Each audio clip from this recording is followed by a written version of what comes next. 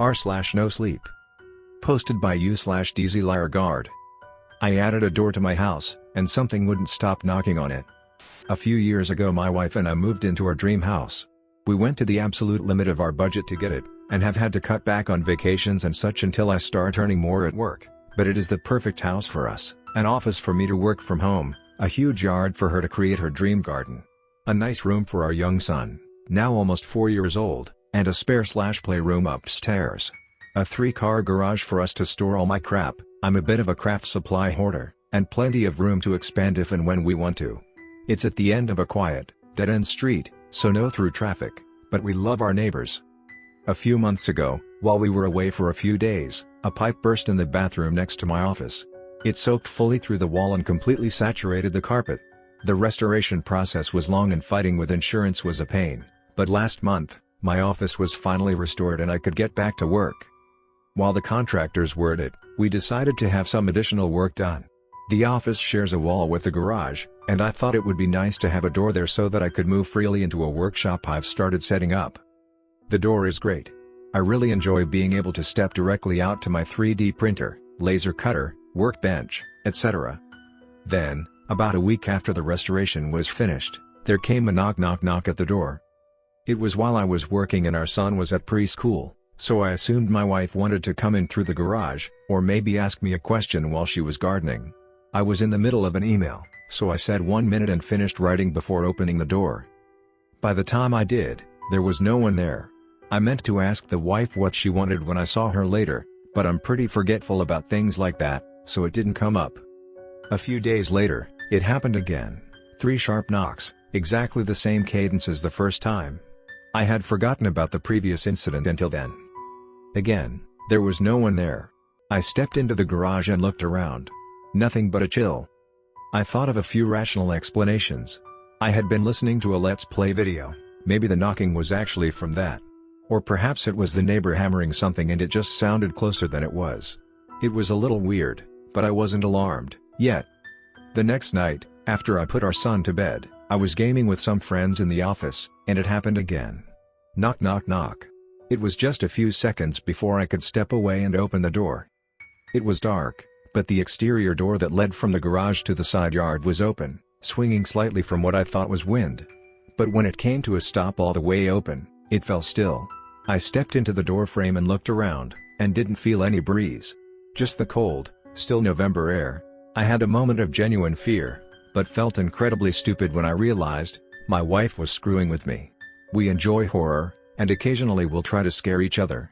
Remember that one guy whose wife who wouldn't stop smiling at him? I shared that with her back then, and for a while we pranked each other by hiding in weird places with big smiles. It was a good gag, but it had been a while since either of us had done something like this. I went out to find her in the living room, pretending to watch Great British Bake Off or something but really just doom scrolling, and said, "Nice one, you really had me there." She played dumb, exactly as I expected, but I was confident I'd figured it out. I decided the next time she did it, I would jump right up to catch her before she could get away. Sure enough, around midday that Friday, I was finishing up my work for the week when it came again, louder this time. Knock. I leapt up, but I'd forgotten that I had it bolted, and slammed face first into it. Despite being dazed, I unlocked it and swung it back, but by then she had gotten away again. I looked out the office window expecting to see her racing around the side of the house to the back door, but to my surprise, she was kneeling in the fenced-in garden 50 yards away, halfway through digging a hole for an apple tree. At that moment, a part of me just thought, wow, I didn't know she was that fast. But another part was doubting again. I don't know if anyone is that fast, but maybe I was dazed longer than I thought. At this point, I decided to just leave the door open while I was in the room. And that worked. There was no more knocking for a week. I closed the door at night when I locked up the house for bed, and opened it when I went to work in the morning. I stopped thinking about it, it just became part of the routine. That changed last night around 1 a.m. I woke up suddenly, but wasn't sure why until a minute later, when I heard it. Bang bang bang. So loud I could hear it upstairs in bed. It sounded angry now, or maybe frantic. I laid there in disbelief for what felt like an hour, but probably only a few minutes. Bang bang bang. I shook my wife awake and asked her to listen, but then, naturally, it stopped. Nothing for 10 minutes, and she rolled over and went back to sleep. Eventually I drifted off too, but was woken back up again an hour or so later. Bang bang bang. Bang bang bang. I mustered up every ounce of to hell with this energy I could. I grabbed my pocket folding knife from my nightstand, just wanting something in my hand to give me some courage, and went downstairs. I paused in the doorway of the office. Bang bang bang. I slowly crept up to the door, leaving the light off. Somehow I thought if whoever was there didn't know I was coming, it couldn't run away before I opened it. I reached the door. Bang bang bang. I slowly put one hand on the deadbolt, and one on the handle, ready to turn them both, and waited. Bang bang. I turned the bolt and knob and flung the door back. It should have hit whatever was banging on it. I held the knife up in front of me, certain that my cheap 4-blade would scare off whatever it was. But it was only darkness. In my memory now, it was darker than normal nighttime darkness. It was windowless room darkness. Bottom of the ocean darkness. Thick, heavy, stifling. I held my breath, frozen. For ages, nothing happened. After a moment, I swore I heard a whisper, barely audible. I leaned towards the wall of blackness, straining to hear, when a gust of wind blew in through the door, powerful enough that it knocked me off my feet. With it came the single loudest bang yet. Then, everything was still once more. Finally I stood, and closed and locked the door. When I reached the bottom of the stairs and looked up, my heart nearly jumped out all over again. My son stood motionless on the top step above me, silhouetted by the dim yellow glow of a motion-triggered night light behind him. Trying to mask the shaking in my voice, I called to him. "Hey, bud. Do you need something? Are you thirsty?" He didn't answer for long enough that I started to sweat. When he spoke, his sweet, innocent voice was eerily deadpan. "Thank you." "For what?" "For letting me in." With that, he turned and walked back through the door to his room, shutting it behind him. I returned to bed, but didn't sleep. He was uncharacteristically quiet all morning, sitting motionlessly on the living room floor. My wife wouldn't leave his side, checking his temperature, trying to snap him out of it. But I didn't think he was sick. I don't know what came over me, but I only had one idea left.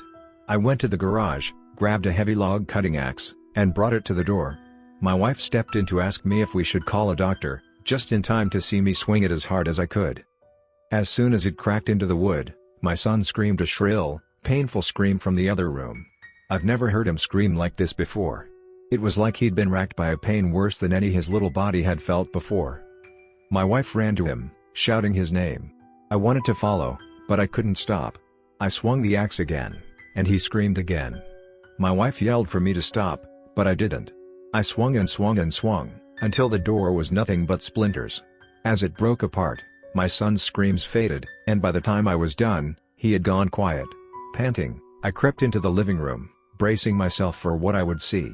My wife was on the floor, shaking him awake, crying his name. I knelt beside her. His eyes were closed, he was drenched in cold sweat. I put my hand on his cheek and he flinched, then opened his little eyes. "Daddy?" he whispered. My wife sobbed and squeezed him so tight I had to pull her away for him to catch his breath. A few hours passed, and we had mostly calmed down. We have an appointment in an hour to make sure he's okay, but by now he's mostly returned to his normal self. Before I sat down to write this, I stood in my office staring at the carnage, when my wife came in. Wiping away a last tear, she laughed out some of the tension she'd been holding in. "I guess you'll need another door." I contemplated for a moment, and took a deep breath. Fuck that. Let's just put the wall back in.